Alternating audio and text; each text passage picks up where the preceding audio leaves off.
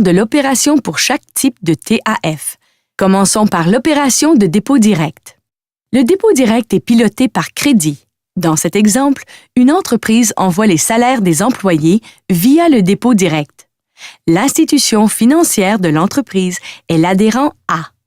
Un des salariés de l'entreprise a son compte bancaire dans une succursale de l'adhérent C. Pour enclencher un dépôt direct, l'entreprise donne des instructions de paiement à son institution financière, c'est-à-dire l'adhérent A.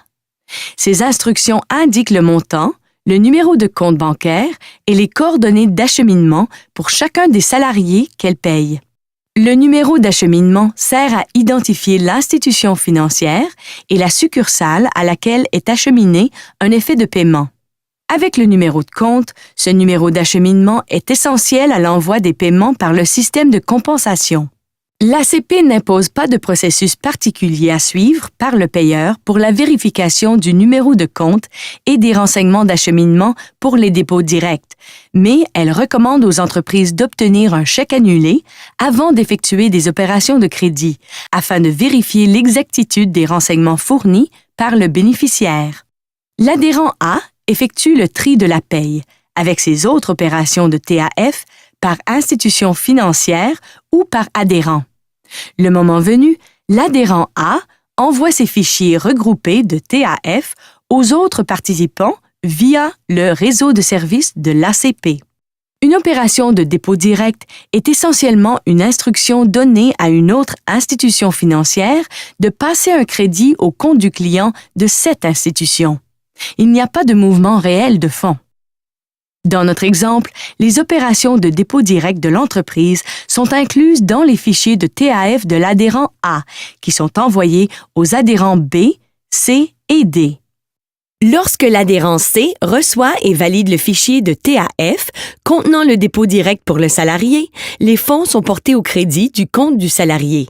À la date de valeur, lorsque la succursale met à jour ses comptes clients, le compte du salarié indiquera que sa paye a été déposée.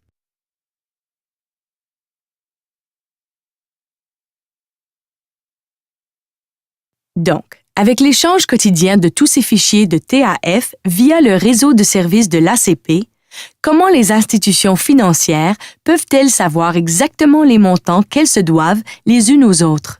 C'est là qu'intervient le SACR. Chaque adhérent participant effectue des entrées manuelles dans le SACR. Mais qui effectue cette entrée? Les adhérents à qui d'autres adhérents doivent des fonds effectuent des entrées dans le SACR pour tous les types de paiements. Dans le cas de l'opération de crédit provenant du client de l'adhérent A et destinée au salarié qui a son compte bancaire auprès de l'adhérent C, c'est à l'adhérent C que l'adhérent A doit des fonds.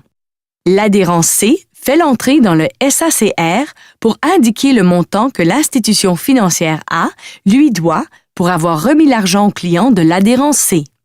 Bien sûr, nous avons simplifié tout cela pour vous donner une idée du fonctionnement du SACR. L'ACP ne voit pas et ne touche pas les opérations individuelles. Les volumes et les valeurs que les adhérents entrent dans le SACR sont des chiffres globaux et non pas des paiements individuels, mais vous comprenez le principe.